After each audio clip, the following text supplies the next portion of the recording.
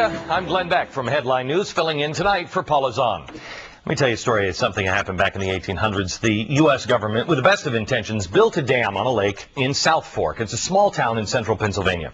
Unfortunately, the government never anticipated the changes, nor could they anticipate the changes that would eventually take place in the area around the dam. Over the years, the level of the lake rose, a resort was built, roads were built all around it, and the dam itself was sold to private investors. Well, 1889, dam burst, 20 million tons of water roared downstream and flooded Johnstown, destroying most of the city and killing over 2,200 people. What started out as a noble idea to solve a problem ended up in a disaster. Why do I tell you this story? Well, this week, Al Gore's live Earth concerts take center stage. Let's just try to remember some of the lessons from Johnstown. Recognizing that there is a problem is one thing. Fixing it the right way is entirely different. I think we all agree that the Earth has warmed 0.7 degrees Celsius in the last 100 years, to be exact. Now, who's causing it? What's causing it? Can we recklessly dive into a solution until we completely understand why it's warm? Is this natural? More importantly, what can man actually do about it? The people who want to take drastic measures to fight climate change likely have the best of intentions, just like the builders of the dam did. But until we know how our actions today are going to affect the people in the decades ahead, let's keep the bad ideas confined to Kelly Clarkson and Kanye West and Roger Waters all appearing on the same stage. Can we? Joining me now is Chris Horner. He's a senior fellow with the Competitive Enterprise Institute and author of The Politically Incorrect Guide to Global Warming. Chris, Bob Geldof doesn't even like this concert. And look at the people who are involved in this. You have the Red Hot Chili Peppers who said, quote, "Have you ever seen a mother polar bear drowning while trying to feed her cubs? It's too sad to ignore."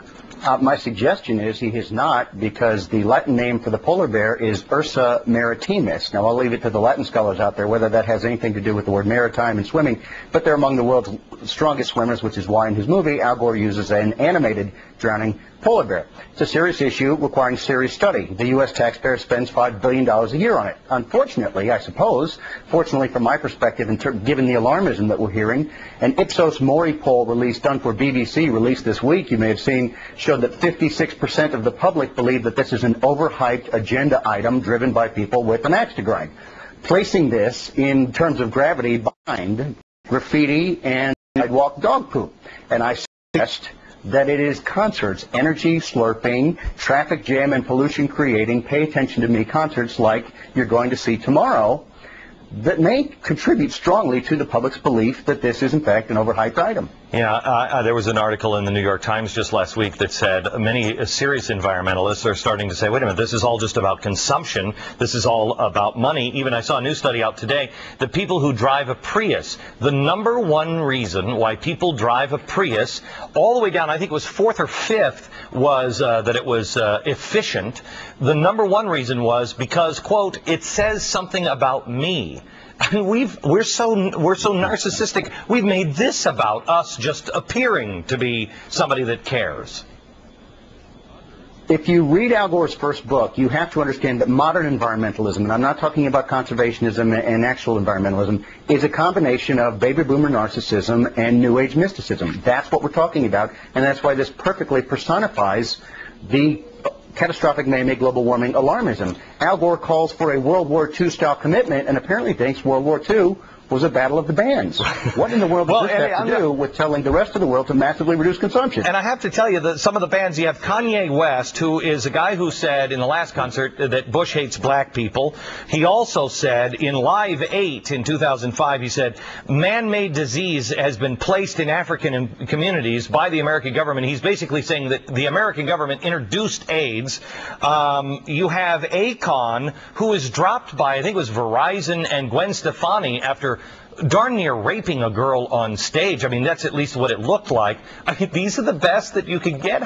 What is happening?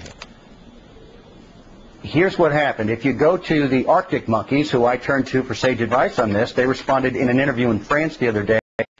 It would seem rather pompous for us 21-year-olds who bang a essentially who guzzle energy, the quantities which would fuel 10 homes, who fly around the world on jet airplanes, to get up on the world and tell people we know the world is coming to an end from massive energy consumption and the rest of you need to cut it out. I think those are the messengers, if you need to listen to the artistic community, to listen to regarding catastrophic man-made global warming. But again, we spend $5 billion every year studying this in the U.S., taxpayers alone, and that's the same amount we send to the National Cancer Institutes, out of priority. Chris, thanks a lot.